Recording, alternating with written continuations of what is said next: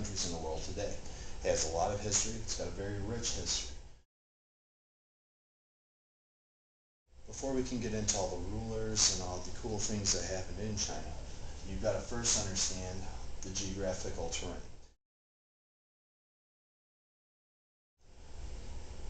One thing you're going to notice about China, especially on its eastern coast, is that China was very much surrounded by water. As you can see, they've got the South China Sea, they've got the East China Sea, Pacific Ocean. They were covered in water. So, that as it is makes it very difficult. If somebody were to attack them, they would have to use a navy, obviously. Very difficult to do. That's not the only important water features in China. There's also a lot of rivers. As you can see over here, there's two very important rivers, and it had a huge impact on China whenever the civilization started out. They're the Yangtze and the Huanghe.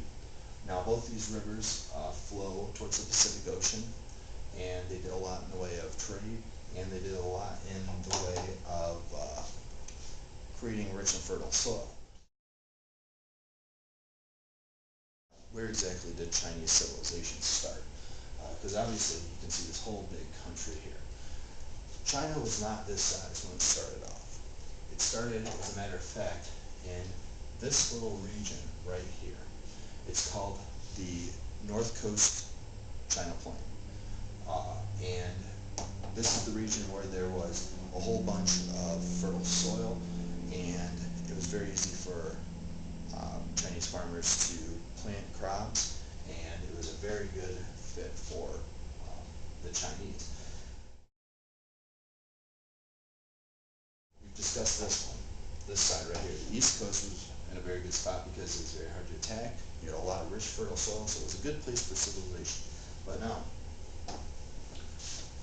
you have to ask yourself this question. What about the West? How did China protect itself from anyone who's coming in from the West, or even from the North or the South? You've got a big open space here, right? Wrong. This area is actually very hard to navigate through, as we were going to end up seeing, because this area is filled with deserts.